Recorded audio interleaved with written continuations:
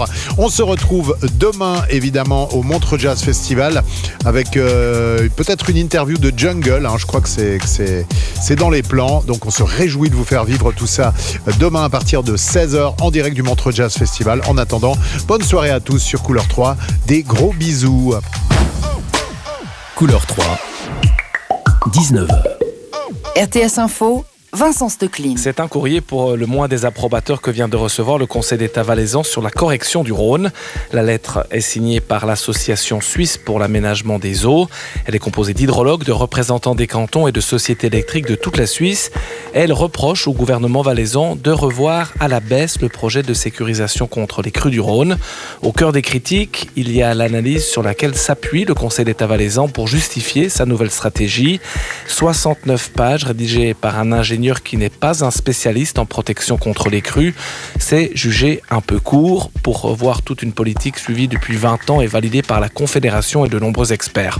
Pour l'Association pour l'aménagement des eaux, les conclusions de cette analyse sont techniquement incomplètes.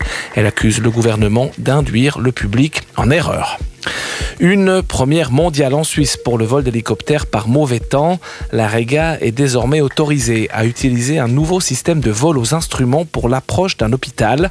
Elle est la première entreprise au monde à en disposer après l'avoir développée en étroite collaboration avec l'Office fédéral de l'aviation civile.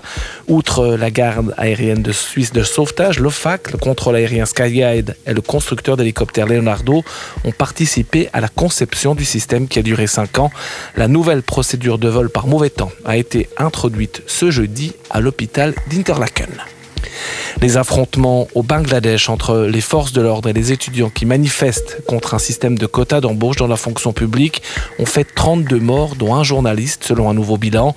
Le siège de la télévision d'État a été incendié.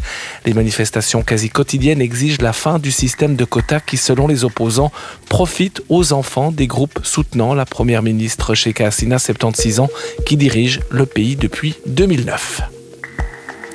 La Suède a annoncé l'envoi de 13 générateurs diesel de secours en Ukraine, où plusieurs centres urbains sont confrontés à des longues coupures d'électricité après les attaques russes contre des centrales électriques.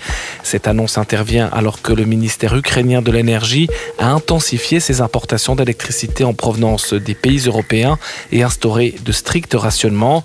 Les centrales électriques ukrainiennes ont été visées par des vagues de frappes russes qui ont détruit la moitié de la capacité énergétique du pays, selon le président Volodymyr Zelensky. Le nouveau gouvernement travailliste au Royaume-Uni annonce aujourd'hui le dépôt d'un projet de loi pour lancer la renationalisation progressive du rail dans le pays, où la plupart des compagnies ferroviaires sont privées, ce qui était l'une de ses promesses de longue date.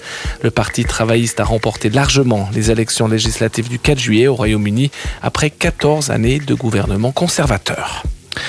Le Belge Victor Campenaerts a gagné la 18e étape du Tour de France entre Gap et Barcelonnette sur presque 180 km. Il a devancé ses deux compagnons d'échappée, le Français Matteo Verchet et le Polonais Michał Kwiatkowski. Le Slovène Tadej Pogačar conserve le maillot jaune. Le ciel sera généralement clair cette nuit. La journée de vendredi s'annonce bien ensoleillée avec des formations de cumulus en montagne et des foyers orageux isolés possibles en fin de journée. 16 degrés en pleine au petit matin, 31 l'après-midi. Analysez l'actualité sur rtsinfo.ch.